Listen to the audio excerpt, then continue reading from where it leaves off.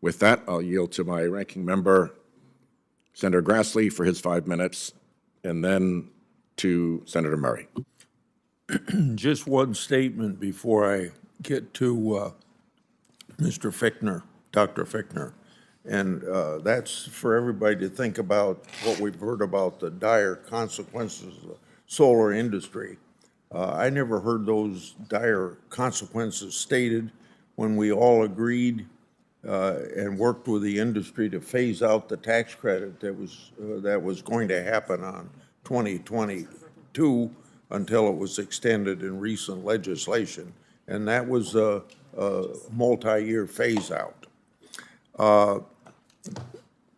For you, Dr. Fichtner, it's interesting how we only hear about brinksmanship when it's Republicans who want to negotiate a debt ceiling. I'd note that Senator Schumer's bill lifts the debt limit through the end of 2024, maybe to maintain their leverage if we have a Republican president in 2025. So to you, is it fair to say that both parties have the debt ceiling used as leverage in negotiations? It is fair to say that, Senator, and I would add then because of that, that's one reason why in any negotiation, whatever we do with the debt ceiling should be pushed off, as Dr. Zandi said, till after the election. And I would go one further and say it no longer does what it's intended to do. It doesn't control spending, so let's just get rid of the debt ceiling altogether. And the chairman mentioned the what used to be called NZ White House, now White House something that I want to help him with. I would like to see us Looking forward to it being White House Grassley, Senator. deal with those things. I don't think you're going to have a problem for me. Good. Okay. To Mr. Rito, as I mentioned, Democrats have no problem using the debt ceiling as leverage in negotiations with Republican presidents. What did Democrats demand and get in exchange for raising the debt ceiling under President Trump?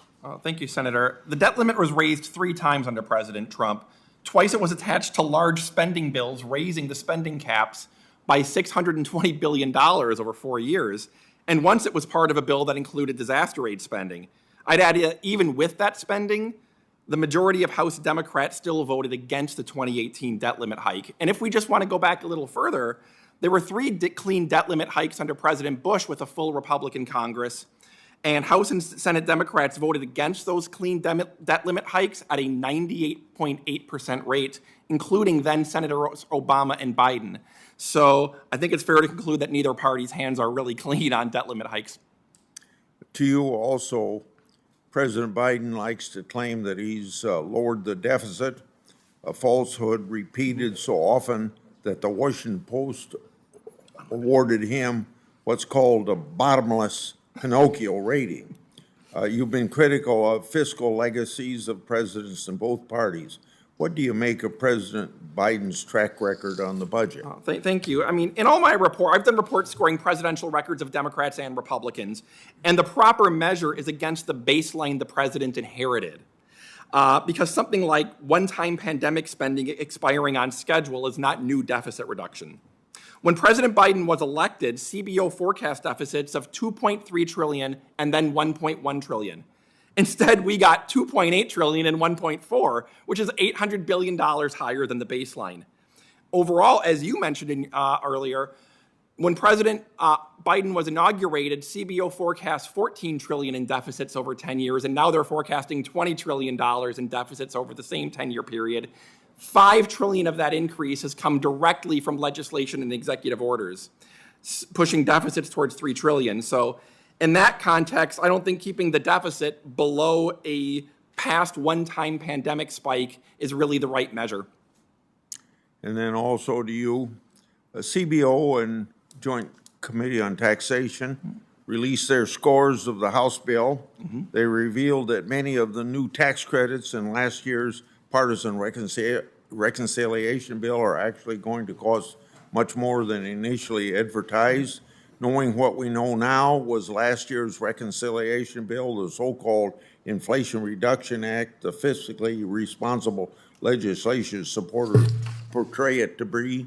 Well, at the time of enactment, CBO scored the bill as saving $238 billion over the decade, including the IRS revenues.